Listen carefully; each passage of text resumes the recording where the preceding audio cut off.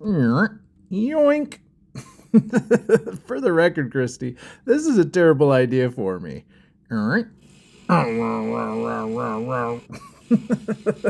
Okay.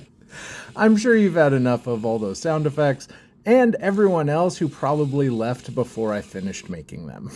Today, we're shrinking down our bits George Costanza style. I was in a pool!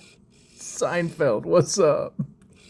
Small grinder bits are a godsend for artists that want to make cool cuts in their glass without spending $800 on a ring saw.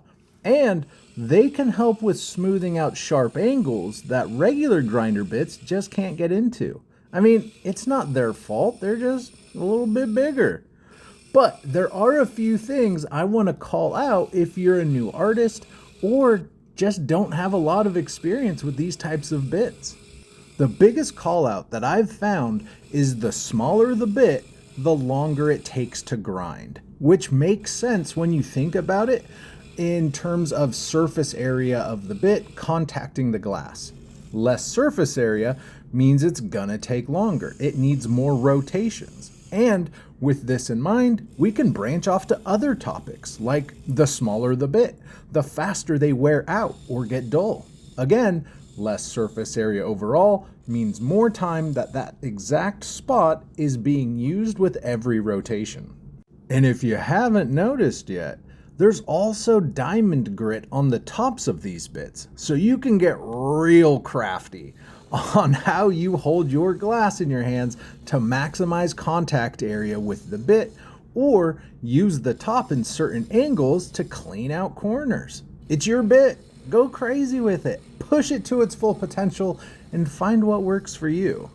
Long story short, if you want to save your pennies, only use these smaller bits when you need to, and work your way down to the smaller bits. For example, with this piece of glass, I used the medium bit first until it wouldn't fit anymore within the curve, and only then did I bust out the smallest one to clean out the rest. Thank you so much for watching. Be sure to tap the follow button if you enjoy seeing stained glass art get created one process at a time, with tips, tricks, and tutorials sprinkled into the mix. And thanks again to Christy for suggesting cartoony noises while I work. When this video gets like 5 views total, I'll be sure to blame the quality of my sound effects.